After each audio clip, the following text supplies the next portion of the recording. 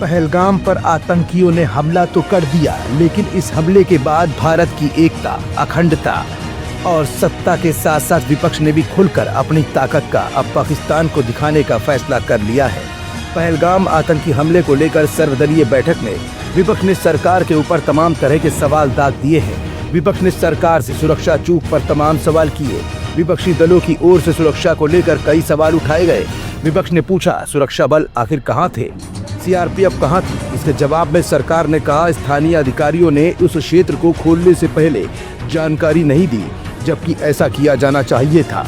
यहाँ तक कि स्थानीय पुलिस को भी इसकी सूचना नहीं दी गई थी।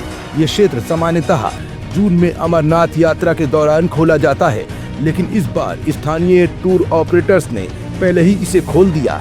विपक्ष का दूसरा सवाल था केंद्र की मोदी सरकार से कि मदद पहुंचाने में इतना समय क्यों लगा।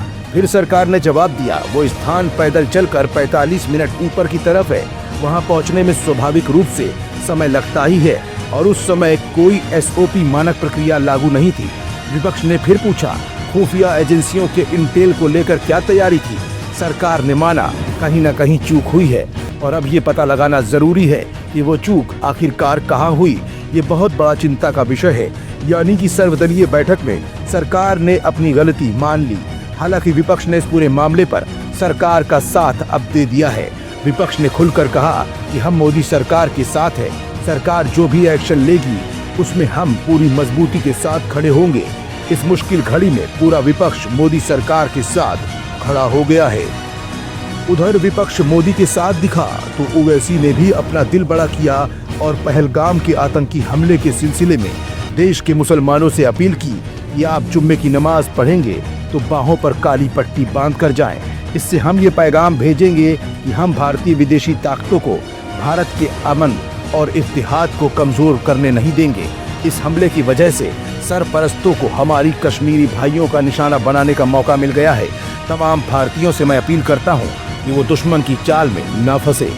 मैं सऊद्दीन ओवैसी आप तमाम से अपील कर रहा हूं कि जैसा कि आप तमाम लोग जानते हैं कि पहलगाम कश्मीर में पाकिस्तान के लश्कर तैयबा के दहशतगर्दों ने 27 से ज्यादा हमारे हमवतनों की जानें ली हैं। कई लोग अपनी जान जख्मी हैं, अपनी जान बचाने की लड़ाई लड़ रहे हैं। इस दहशतगर्दाना और वहशियाना जुल्म के खिलाफ मेरी आप तमाम से गुजारिश है कि कल आप जब जुम्मे की नमाज पढ़ने जाएंगे अपने अपने मसाजिद को तो अपने बाजों पर काली पट्टी बांध कर जाइए, ताकि हम और आप मिलकर मुत्तहिदा तौर पर एक पैगाम दे सके इन दहशतगर्दों को कि हम उनकी इस वहशियाना हरकत की मजम्मत करते हैं और हम कभी भी उनको दीन इस्लाम का सहारा लेकर मासूम लोगों को कत्ल करने की इजाजत नहीं दे सकते। हम कभी भी इस बात को बर्दाश्त नहीं कर सकते कि बाहर की ताकतें आकर हमारे हमवतनों की जानों को लें। इसीलिए उनकी मजम्मत करें और कल जुम्मे की नमाज में काली पट्टी बांधकर अपने मसाजिद को जाएं। अस्सलाम वालेकुम। फिलहाल पहलगाम हमले को लेकर अब मोदी सरकार पूरी ताकत के साथ पाकिस्तान को जवाब देने की तैयारियों में जुट गई है।